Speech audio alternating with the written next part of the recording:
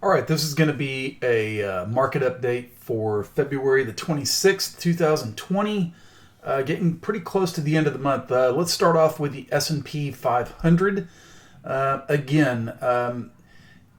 much the same as yesterday. They tried to rally it, but then it got sold into very quickly. Breaking past the 100-day moving average. Coming pretty close to, well, we're still probably 100 points away from the 200-day moving average. But finding some support here at the 161.8 retracement.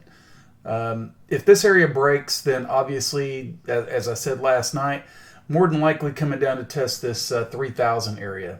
And this area over here that was old resistance, and we'll see if it becomes new support. So right around that 200-day moving average.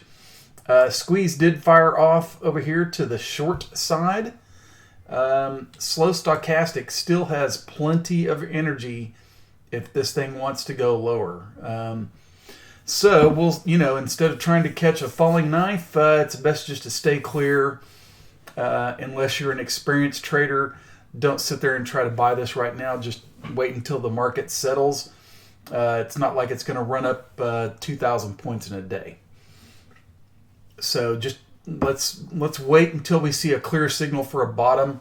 We're obviously not there yet, but we will see if this is a tradable bottom. I doubt that it holds long, but anyway, we'll see what happens. So that's the S&P 500. Let's go over to the Bitcoin daily chart on the futures, and here's what we got. All right, so I've had this trend line in for a long time. Wasn't really expecting it to come down this soon to it. I was expecting Bitcoin to go a little higher, and then we pull back down to it. That was my original thinking. I was totally wrong with that. And the squeeze on this one has fired off to the short side as well. And let me preface that by saying that this candle has not closed. Okay, and neither has the one on the S&P. So let me rephrase that statement. This has not closed. So it's trying to fire to the short side, but it officially has not. Okay, we are testing the trend line. We're testing the 50 and the 100-day moving average. Price is outside of the Bollinger Bands, and you guys know how I feel about that. So key inflection point right here for Bitcoin. Either it holds this area, or we drop all the way down to around 8,000. Wasn't really expecting that, but that's just a heads up. So that is on the futures chart. Let me go ahead and get that out of the way. Change my cursor color. Let's go back over to like a Coinbase exchange of Bitcoin. Let me change the color here so you can see it. Okay, as far as a tradable bounce, maybe right in here, price outside Bollinger Bands. On this one, price is breaking below the 233 and the 200. I mean, this is bearish, guys. This is not something that is, I don't think is going to turn around just immediately. We're going to have some resistance coming all the way back up now. So we have to prepare for that. Slow stochastic RSI is oversold, but as I've mentioned before, it can stay oversold, and it has for like the last week.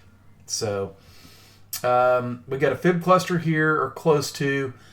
Next support obviously is the 8,000 area. So key inflection point right here for Bitcoin. Either it holds or this thing drops all the way to 8,000. And that's just how it is.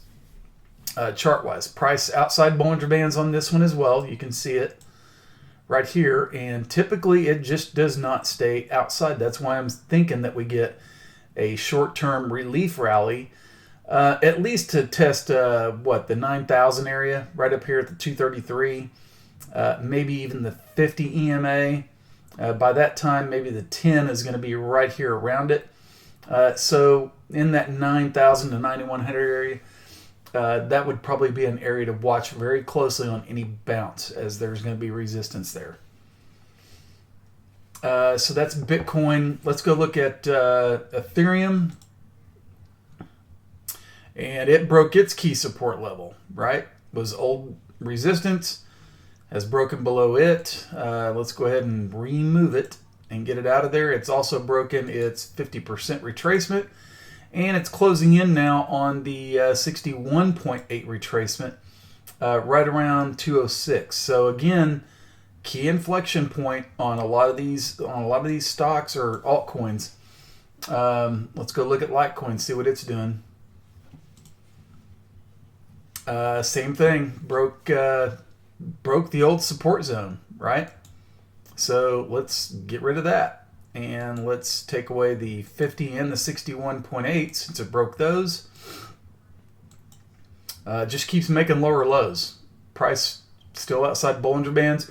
It's at the 78.6 retracement, which typically is a good area to bounce from.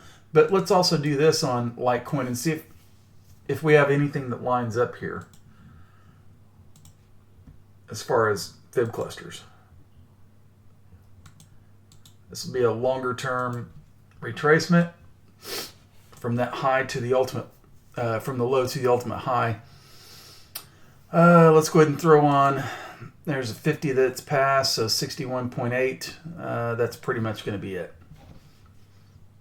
So drop below 58 and you're testing basically 54, and then after that you're looking at 46. Maybe some small support right in here around 50. Psychological level, so it could bounce there, but this is a key point, right? Outside Bollinger Bands, it is what it is, guys. So it's going through a rough time, just like the rest of the markets. Nothing's safe except for gold, it seems like. Let's go take a look at XRP. And yowza, just ugly. Let's get rid of that. Let's get rid of those retracements since it's obviously not going to get there. Stopped at the 50% retracement. This one still has possible more room all the way to 21 cents.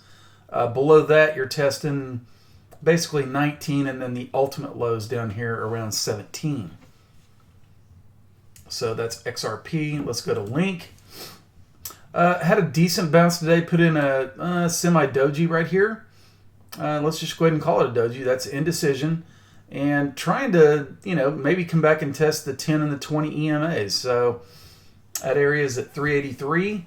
Link's been fairly strong. It's not selling off like the rest of the market, but it remains oversold here, and it's been that way for a few days. Let's look at XTZ. Trying to hold the 50 EMA, which would be a huge move. Lower Bollinger Band is also right here. Still no clear sign of a bottom. Just a tradable type. If you're one of those that wants to get in and out, you have a chance, but just be very careful and use your stops. Let's go over and look at EOS real quick. And EOS holding the 200-day moving average and this fib cluster right here around 337, let's call it. If it can hold that area, then obviously try to come back and retest the $4 area. But if it doesn't, then, just follow your fibs, right? You just keep going lower and lower until you hit one that, maybe down here, if it breaks somewhere around 278 would be a great buying opportunity in my opinion. So let's keep an eye on that one. DGB put the call out in this one in the channel. And again, it's not really following Bitcoin too much. It's dropped a few sats from our entry, but it hasn't hit our stop. And it's trying to, hold a bottom right here around 65. So let's see if it can just, tighten up, hold the lower Bollinger Band, hook things up, and see if we can get past and out of this falling wedge. So that's pretty much what I have for tonight, guys. Stay safe out there, be quick and nimble, and use your stop losses. We'll talk to you tomorrow. Thanks.